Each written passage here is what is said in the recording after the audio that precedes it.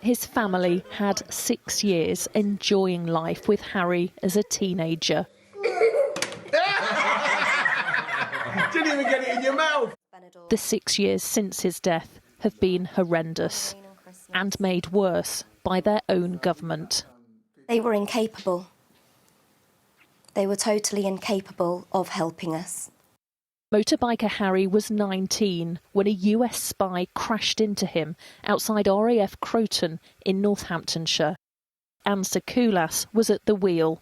When she left the UK with diplomatic immunity, Harry's family were heartbroken.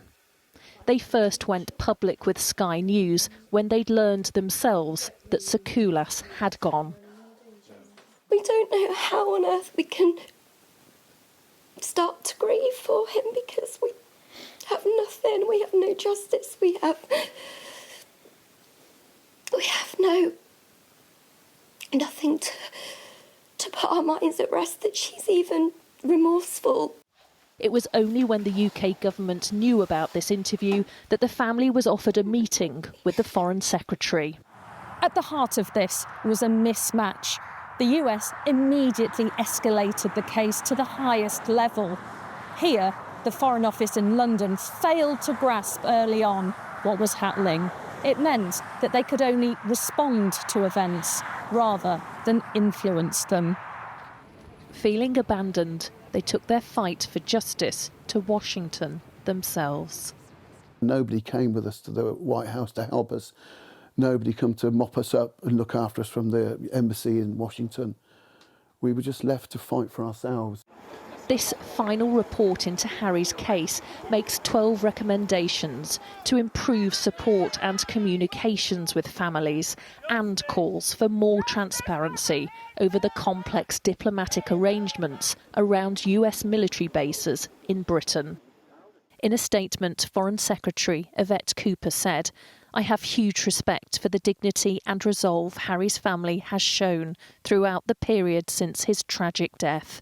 We are committed to learning the lessons from this tragedy, especially on support for victims, ensuring that no family facing a crisis of this kind should have to fight for the support they rightly deserve."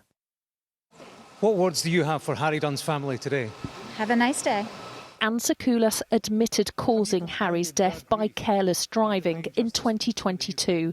She refused to return to Britain to appear in court, so was sentenced via video link. Her 8-month prison sentence was suspended. We've lost a lot of joy from our lives. It's very difficult to become excited about anything anymore.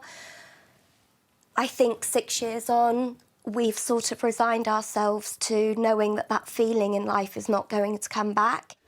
None of it changes the fact that Harry Dunn should now be a 25-year-old man.